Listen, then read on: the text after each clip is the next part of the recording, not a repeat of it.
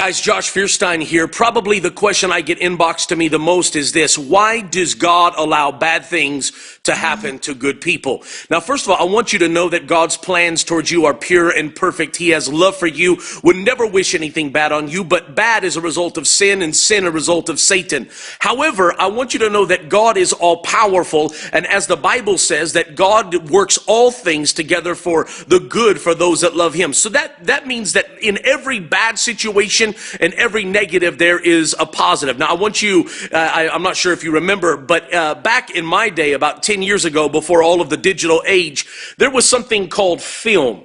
And this was in the back of cameras. And these things right here are called negatives. Now, hiding within this negative, this dark, dreary, brown strip of paper, there are beautiful pictures. In fact, my baby pictures. Inside each one of these negatives, there's a beautiful picture that is waiting to get out.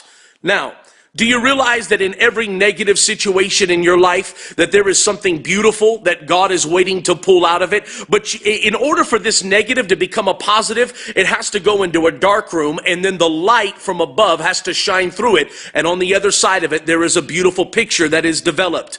I actually have a friend who owns a large IT company now. And I remember talking to him one day, and I asked him, I said, how is it that you got into computers? Where was your passion? He said, one day my computer broke and I took it to Best Buy and these other places and they couldn't fix it. They just told me to buy a new one. He said, I got so mad at this computer that I ripped it apart. He said, and then I went and I fixed it myself. I figured it out. And out of that was born a passion for computers that now has led him to own one of the largest IT companies in all of California. Why do I say that? Because if it would never been for his computer breaking, which would have been a negative, then he would have never torn it apart and never figured out how to do it and never formed the IT company, which is now making him millions of dollars. So I want you to think about that. You know, and in fact, I'm looking back at the story of Joseph and remembering that. Here is a young man that was beat up by his brothers. He was left for dead, sold into slavery, goes into Potiphar's house. He's accused of sexual harassment when he did nothing but good. And then he's thrown into a pit, into a prison for over 2 years. He's there in a dark dungeon of a cell. And you see, most people would have said that was a negative. He was forgotten about, he was abandoned, he was abused, he was hurt, he was busted, disgusted, down, depressed. But guess what?